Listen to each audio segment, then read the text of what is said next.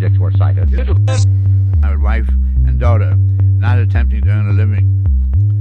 Thus goaded, I would from time to time of the brain on the physical body. That the flash came from a very peculiar-looking object that were rapidly approaching mountain air at about 107 degrees. This chain of objects accept a job that was proffered me by some friend, and for the moment, all to discover these friends and family were relieved and delighted. In each instance, self-induced.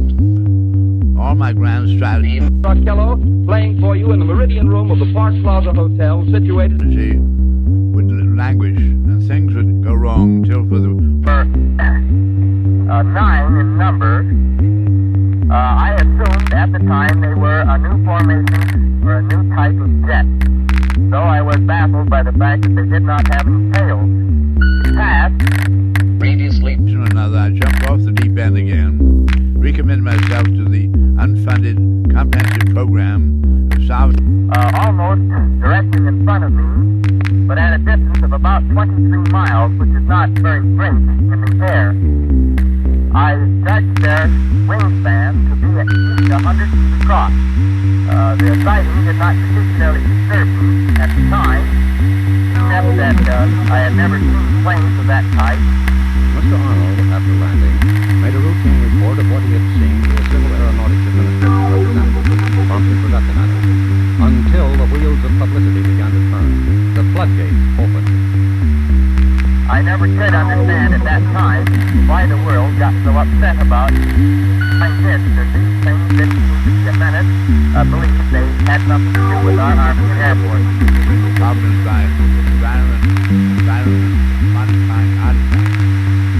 On 3 different occasions, Mr. Arnold was questioned by military intelligence. They expressed doubt as to the accuracy of some of his reported observations. That's right. Now, of course, some of the reports they Used for the most advanced scientific and technological means, and everything would go did take from newspapers which did not quote me properly.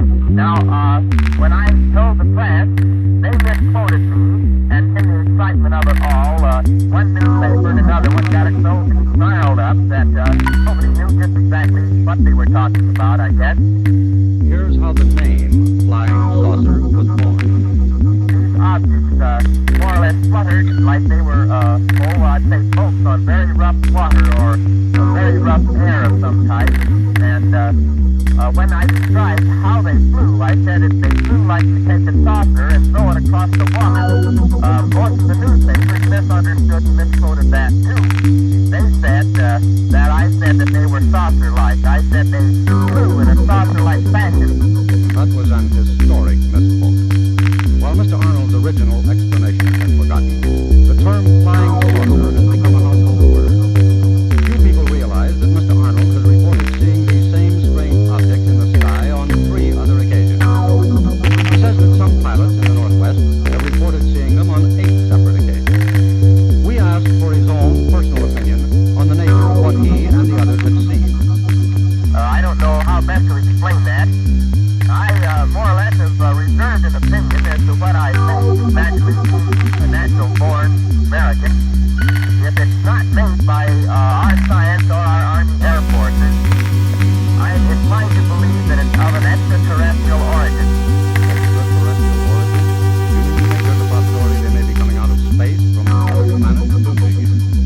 by and large, I seem to have made more mistakes than any others whom I know, but have learned thereby to make acknowledgement of the errors, and thereafter immediately set about to deal more effectively with the truths disclosed by the acknowledgement of erroneous assumptions. I don't want anybody, reader of this chronicle, to think that I'm anything other than what I am, an average, healthy human being with all the attendant weaknesses and vulnerabilities. What is important is that the Properly. Now, when I told the press, they misquoted me, and in the excitement of it all, one newspaper and another one got it so snarled up that nobody knew just exactly what they were talking about, I guess. Here's how the name Flying Saucer was. reorientation in my life, the criteria of his conduct, did render such an average human being more effective than under conventional form. Objects more or less fluttered like they were, I'd say boats on very rough water or a very rough air of some type. And when I described how they flew, I said they flew like you take a saucer and throw it across the water. Most of the newspapers misunderstood and misquoted that too. They said that I said that they were saucer-like. I said they flew in a saucer-like fashion. That was an historic misquote. While Mr. Arnold's original explanation has been forgotten, the term flying saucer has become a household word. Few people realize that Mr. Arnold has reported seeing these same strange objects in the sky on 3 other occasions. He says that some pilots in the Northwest have reported seeing them on 8 separate occasions. We asked for his own personal opinion on the nature of what he and the others had seen. I don't know how best to explain that. I more or less have reserved an opinion as to what I think. Naturally, being a natural-born American, if it's not made by Circumstances. There's one as yet unmentioned. most of the newspapers misunderstood and misquoted that too. They said that I said that they were saucer-like. I said they flew in a saucer-like fashion. That was an historic misquote. While Mr. Arnold's original explanation has been forgotten, the term flying saucer has become a household word. Few people realize that Mr. Arnold has reported seeing these same strange objects in the sky on 3 other occasions. He says that some pilots in the Northwest have reported seeing them on 8 separate occasions. We asked for his own personal opinion on the nature of what he and the others had seen. I don't know how best to explain that. I more or less have reserved an opinion as to what I think. Naturally, being a natural-born American, if it's not made by our science or our Army Air Forces, I'm inclined to believe that it's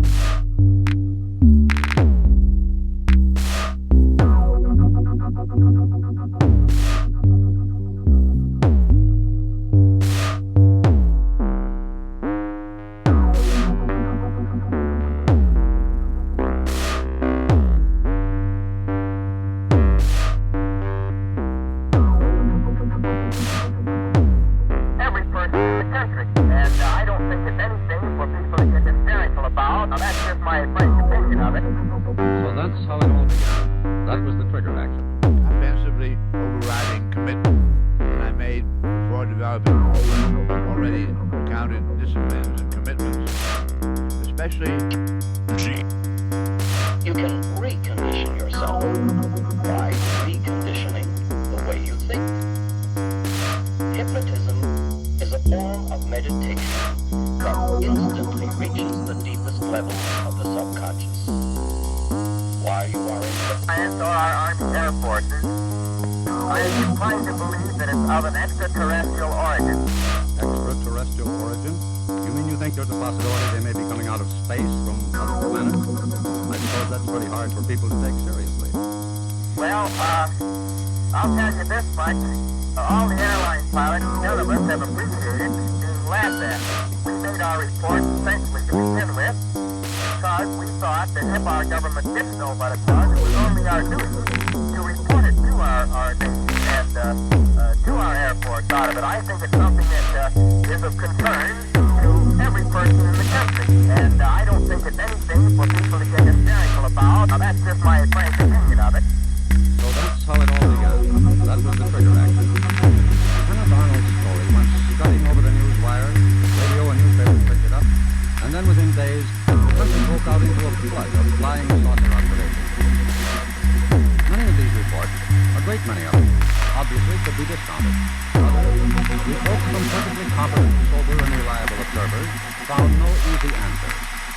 In the face of this, late in 1947, Chief of Staff of the Air Forces, at that time General Carl Black, sent a directive to the Air Materiel Command, located at Wright Field, Ohio. The Air Materiel Command is directed to set up a project whose purpose is to collect, collate, evaluate, and distribute to interested government agencies and contractors all pertinent information concerning sightings of phenomena in the atmosphere, which will be construed to be of concern to the national security. Bull was born unprotectable. Between 300 and 400 miles per hour. Remember, these were trained observers, Air Force men.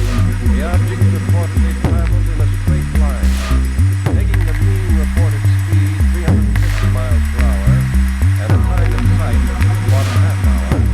The object must then have traveled 175 miles while in sight. If the object was subsequently that it's believed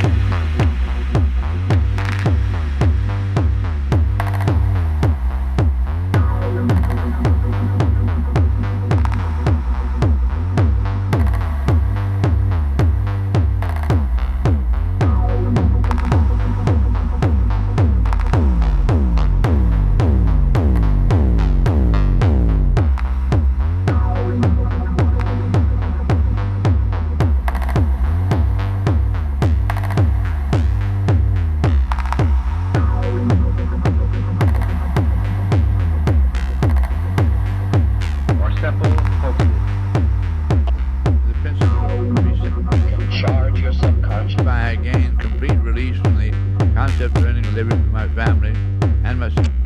Oh, but it was only our... And gain. Well, today, practical physical implementation of all my artifacts, inventing the introduction of the latter to physical demonstration, and deliberate kept this all-important commitment to the last. If I had not come from the first, That you never remember later. why no, you got. If it had not come first in my life pattern, however, quite possibly. You can ride all day with To getting them both. Order yours at Gusset. To our nation and to our Air Force out of it. I think it's something that is of concern to every person in the country. And I don't think it's anything for people to get hysterical about. Now, that's just my frank opinion of it. So that's how it all began. That was the trigger action. Kenneth Arnold's story went scudding over the news wires. Radio and newspapers picked it up. And then within days, the country broke out into a flood of flying saucer observations. Many of these reports, a great many of them, obviously could be discounted. Others, reports from perfectly competent, sober, and reliable observers, found no easy answer. In the face of this, late in 1947, the Chief of Staff of the Air Forces, at that time General Carl Dewey Spatz, sent a directive to the Air Materiel Command, located at Wright Field, Ohio. The Air Materiel Command is directed to set up a project whose purpose is to collect, collate, evaluate, and distribute to interested government agencies and contractors all pertinent information concerning sightings of phenomena in the atmosphere, which is possible that I might not have had the insights that led to all the intercomplementary resolutions and stuff this week. Kenneth Arnold's story went scudding over the news wires. Radio and newspapers picked it up. And then within days, the country broke out into a flood of flying saucer observations. Many of these reports, a great many of them, obviously could be discounted. Others, reports from perfectly competent, sober, and reliable observers, found no easy answer.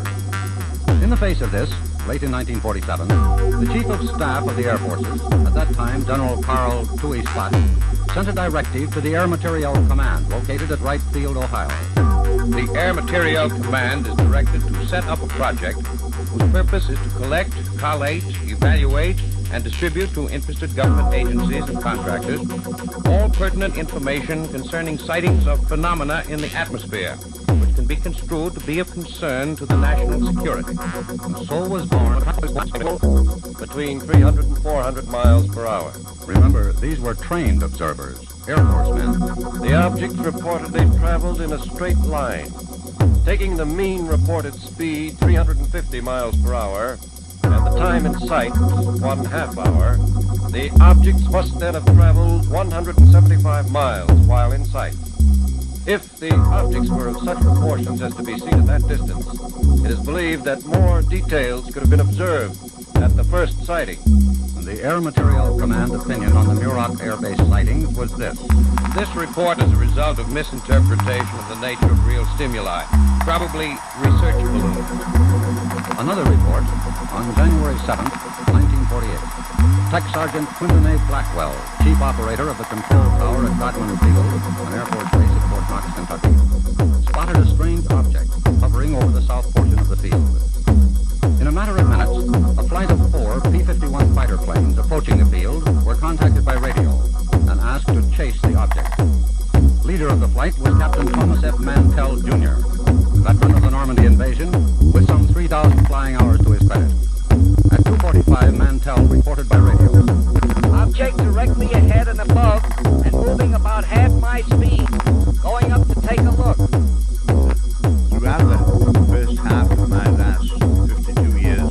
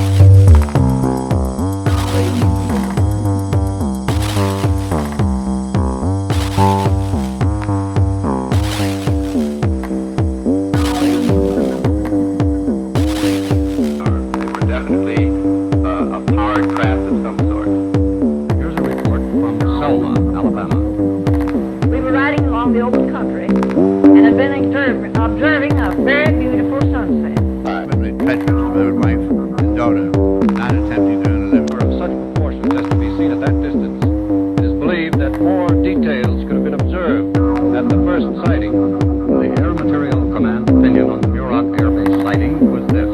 This report is a result of misinterpretation of the nature of it.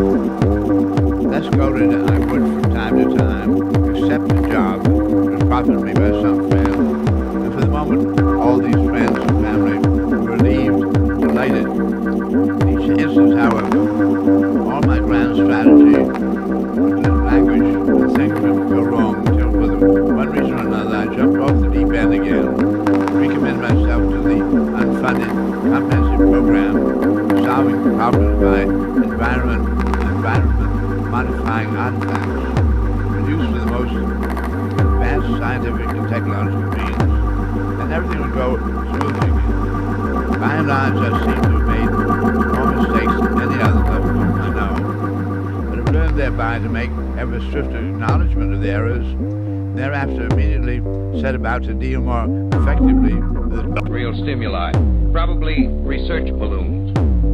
Another report on January 7th, 1948. Tech Sergeant Quinton A. Blackwell, chief operator of the control tower at Godman Field, an Air Force base at Fort Knox, Kentucky, spotted a strange object hovering over the south portion of the field. In a matter of minutes, a flight of 4 P-51 fighter planes approaching the field were contacted by radio and asked to chase the object. Leader of the flight was Captain Thomas F. Mantell, Jr., veteran of the Normandy invasion, with some 3,000 flying hours to his credit. At 2:45, Mantell reported by radio. Object directly ahead and above and moving about half my speed. Going up to take a look. At 3:15, Mantell reported again. Object still ahead and above. Moving at about my speed or faster. 360 miles per hour. The thing looks metallic and is of tremendous size. I'm trying to close in for a better look. By now, Mantell and his flight were at about 15,000 feet. They had no oxygen equipment. At 18,000 feet, the escorting planes turned back, but Mantell kept climbing. His next report came from 20,000 feet. Going to 25,000. If no closer, we'll abandon search. That was the last report from Captain Thomas Mantell.